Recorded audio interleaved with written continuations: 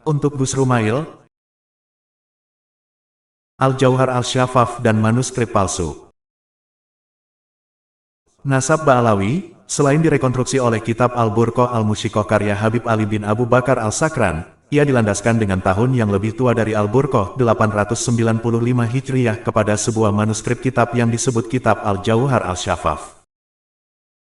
Kitab itu, katanya, karya Syekh Abdurrahman bin Muhammad bin Abdurrahman Al-Khatib yang, katanya, wafat tahun 855 Hijriyah. Bahkan, kata Gus Rumail, Al-Khatib menulisnya tahun 820 Hijriyah. Siapa Syekh Abdurrahman bin Muhammad Al-Khatib itu? Informasi tentangnya bagaikan benang kusut yang diurai orang buta. Ada dua nama yang sama, dengan ayah yang sama, bahkan kakek yang sama, serta kitab yang sama, tetapi masa hidupnya berbeda. Adalah sebuah kebetulan yang jarang terjadi di atas muka bumi kita. Dalam literasi karya-karya Ba'alawi, Abdurrahman Al-Khatib disebut wafat tahun 885 Hijriyah. Ia murid Habib Abdurrahman bin Muhammad Mauladawilah, wafat 819 Hijriyah, kakek pendiri nasab Ba'alawi, Ali bin Abu Bakar Al-Sakran. Ia menulis kitab bernama Al-Jauhar Al-Syafaf. Kitab itu berisi tentang keramat-keramat para wali di Tarim. Di dalamnya juga tersebut silsilah Ba'alawi. Tetapi, ketika ditelusuri dalam kitab-kitab biografi ulama, nama Abdurrahman Al-Khatib dengan sejarah dan masa hidup seperti dalam literasi Ba'alawi itu maju tidak dikenal. Tetapi ada nama yang sama yang terdetekasi, dengan ayah dan kitab yang sama. Ia adalah Abdurrahman bin Muhammad bin Abdurrahman yang wafat tahun 724 Hijriyah. Ia disebut dalam kitab-kitab biografi para ulama seperti Al-Suluk karya Al-Janadi wafat 732 Hijriyah, Al-Uqud Al-Lurwiyah karya Ali bin Hasan Al-Khojroji, wafat 812 Hijriyah, Kiladat Al-Nahar karya Bamah wafat 947 Hijriyah, Mujam Al-Mualifin karya Umar Ridho Kahalah, Hadiyat Al-Arifin karya Ismail Basya Al-Babani. Kelima kitab itu sepakat bahwa Abdurrahman bin Muhammad bin Abdurrahman ini wafat pada tahun 724 Hijriyah bukan 855 Hijriyah. Ia mempunyai kitab bernama Al-Jauhar Al-Syafaf. Bedanya dengan literasi Ba'alawi, ia tidak bergelar Al-Khatib. Lalu bagaimana sampai ada nama dan kitab yang sama? Jawaban pertanyaan ini bisa dijawab pendek, bisa juga panjang. Bisa dengan skeptis, bisa juga dengan husnuzon. Bagi banyak orang, jawaban pendek dengan husnuzon bisa saja dilakukan dengan mengabaikan kenyataan dari premis-premis mencurigakan itu dengan mengatakan persamaan nama dan kitab itu hanya sebuah kebetulan. Keduanya memang sama-sama ada, dan sama-sama sebuah kebenaran yang berjalan apa adanya. Pengabaian terhadap premis-premis mencurigakan dari sejarah dan nasab Ba'alawi inilah yang dilakukan para ulama dan sejarawan Yaman masa lalu bahkan sampai sekarang. Penguasaan sebagian resorsis manuskrip yang dilakukan Ba'alawi terhadap sejarah Hadramaut terutama sejarah keagamaan di Tarim, memungkinkan mereka untuk mengurut historiografi sebagaimana konstruksi sejarah yang mereka inginkan. Bila seorang sejarawan Hadramaut hari ini ingin menulis sejarah Hadramaut hanya berjalan dalam lorong-lorong perpustakaan yang hari ini tersedia atau disediakan Ba'alawi dengan husnuzon, maka ia sebenarnya bukan sedang menelusuri fakta sejarah Hadramaut, tetapi ia sedang berada di dalam ruang sejarah yang diciptakan. Jika ia ingin menelusuri sejarah Hadramaut yang sesungguhnya, ia harus terbang tinggi meninggalkan bumi Hadramaut. Lalu memandangnya dari ketinggian dan mencari sisa-sisa sumber yang masih suci dari tangan Ba'alawi. Dengan itu baru ia akan mendapatkan fakta sejarah yang sesungguhnya. Penulis sering mendapati premis-premis manipulatif dari kerangka sejarah dan nasab Ba'alawi, oleh karena itu penulis melaksanakan skeptisisme filosofis dalam menghadapi historiografi Hadramaut dan Tarim jika sumber itu telah terjamah Ba'alawi. Hasilnya, penulis tidak mudah terjebak ke dalam cipta kondisi dari konklusi yang diinginkan Ba'alawi. Penulis pernah mengatakan jika para sejarawan Yaman dan Hadramaut bertemu penulis, maka mereka akan tercerahkan.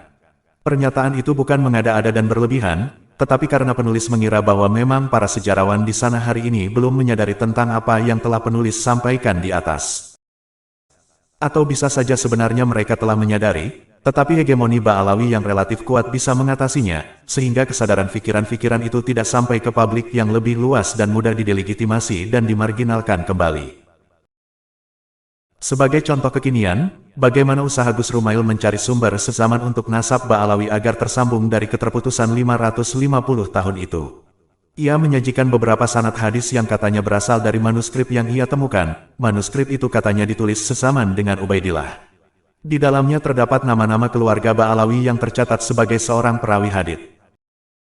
Gus Rumail tidak mengatakan manuskrip itu ditemukan dari mana, ditulis oleh siapa, tahun berapa ditulis. Hari ini manuskrip itu dipegang oleh siapa. Ia hanya memperlihatkan foto manuskrip itu, tanpa mengatakan ia memfoto dari mana. Tanpa keraguan sedikitpun penulis berani menyatakan manuskrip itu halu dan isnad yang disebutkan adalah palsu. Santri Gunung dan Sani Uye, dua orang konten kreator YouTube telah dapat menelusuri sebuah isnad dari foto manuskrip yang paling penting itu, dan telah terbukti bahwa isnad itu palsu. Jika manuskrip itu halu dan sanadnya palsu, lalu siapa yang memalsukan? Jelas yang memalsukan itu adalah yang menulis. Lalu siapa yang menulis? Gus Rumail. Belum tentu. Bisa saja ia hanya korban dari penulis manuskrip halu itu, jika memang manuskrip itu memang pernah ditulis. Penulis tidak tertarik untuk meneliti sanad dari manuskrip Gus Rumail itu. Bagi penulis, sebuah tulisan dalam kertas yang menulis sebuah angka tahun tua, itu tidak berarti ia ditulis di tahun itu. Jadi angka tahun dalam sebuah redaksi manuskrip itu tidak bermakna apa-apa bagi validitas dan orisinalitas sebuah manuskrip. Contoh begini, Nyai Ratu Rara Santang binti Prabu Siliwangi berkata, "Aku bersama anakku Syarif Hidayatullah meninggalkan Mesir 1560 Masehi." Kalimat yang menyebut angka 1560 Masehi itu tidak serta-merta menunjukkan bahwa manuskrip yang memuat itu ditulis pada tahun tersebut. Tidak pula menunjukkan bahwa yang menulis itu adalah Nyai Ratu Rara Santang. Kenapa? Karena kalimat, Nyai Ratu Rara Santang binti Prabu Siliwangi berkata, menunjukkan bahwa yang menulis bukan Nyai Ratu Rara Santang. Ada orang lain yang bercerita bahwa Nyai Ratu Rara Santang mengucapkan demikian. Lalu siapa yang bercerita dan menulis itu? Nah, untuk mengetahui umur manuskrip harus diketahui siapa yang menulis itu. Setelah diketahui siapa yang menulis kemudian diteliti ia hidup tahun berapa. Apa dengan diketahuinya masa hidup orang itu kita bisa mengatakan bahwa manuskrip itu ditulis di tahun itu?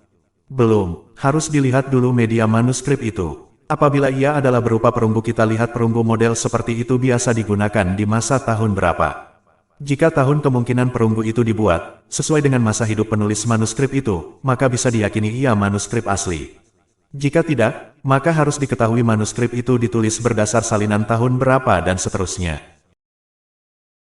Setelah orisinalitas manuskrip itu diketahui, maka kemudian baru validitasnya. Benarkah informasi yang terdapat dalam manuskrip itu sesuai dengan sumber lainnya? Benarkah Rara Santang adalah anak Prabu Siliwangi? Benarkah Syarif Hidayatullah adalah anak Rara Santang?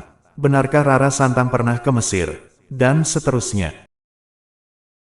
Isnad palsu milik Gus Rumail yang dibongkar santri Gunung, ketika dibandingkan dengan kitab lainnya di situ ada nama yang kemudian dibiaskan ke nama orang lain yang mirip. Dalam manuskrip Gus Rumail disebut nama Abul Qasim An-Nafat terus sampai ke Ubaidillah, ternyata isnad ini adalah hasil merampok dari isnad asli dalam kitab Tuhfatul Hufaz karya Al-Zahabi. Nama yang benar dari perawi itu adalah Abul Qasim Al-Tabrani, bukan Abul Qasim Al-Nafat. Isnad yang lain yang ditampilkan Gus Rumail itu, kemungkinan besar, akan sama kedudukannya dengan isnad yang telah jelas kepalsuannya itu.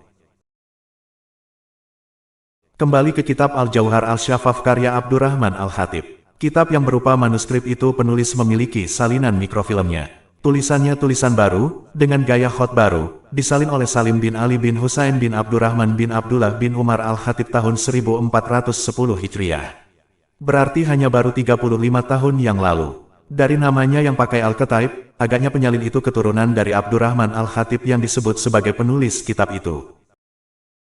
Manuskrip ini sungguh tidak dapat menjadi rujukan, karena penyalin tidak menyebutkan dari manuskrip tahun berapa ia menyalin.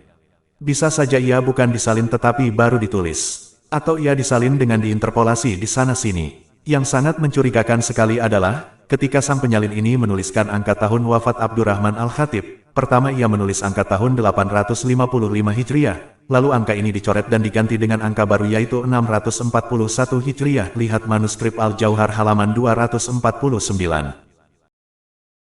Agaknya ia sendiri ragu akan kapan Abdurrahman Al-Khatib ini wafat. Jangan-jangan Al-Khatib yang ia sematkan kepada Abdurrahman sebagai pengarang Al-Jauhar Al-Syafaf ini salah orang. Jadi, kasusnya mirip dengan nasab Ba'alawi. Ketika ada nama Abdullah dalam kitab Al-Suluk tahun 732 Hijriah, kemudian dikira ia adalah leluhur Ba'alawi yang bernama Ubaid. Begitu pula, ketika ada nama ulama besar bernama Abdurrahman bin Muhammad Al-Hadrami yang wafat tahun 724 Hijriah, lalu keturunannya mengira bahwa ia adalah orang yang sama dengan kakeknya yang wafat 885 Hijriah. Ketika dalam kitab-kitab tua disebut ia mempunyai kitab Al-Jauhar Al-Syafaf, dan manuskripnya tidak ditemukan, maka kemudian kitab itu sengaja ditulis, padahal kitab yang ditulis itu bukan karya Abdurrahman bin Muhammad Al-Hadrami yang dimaksud kitab tua itu, sehingga akhirnya, sekarang timbul kerancuan yang tiada henti, kitab itu tidak berani untuk dicetak, karena kesejarahan pengarangnya sangat problematik. Urutan tahun yang tidak sama sulit untuk dikompromikan, karena jarak perbedaan tahunnya mencapai 161 tahun. Penulis Imaduddin Utsman Al-Bantani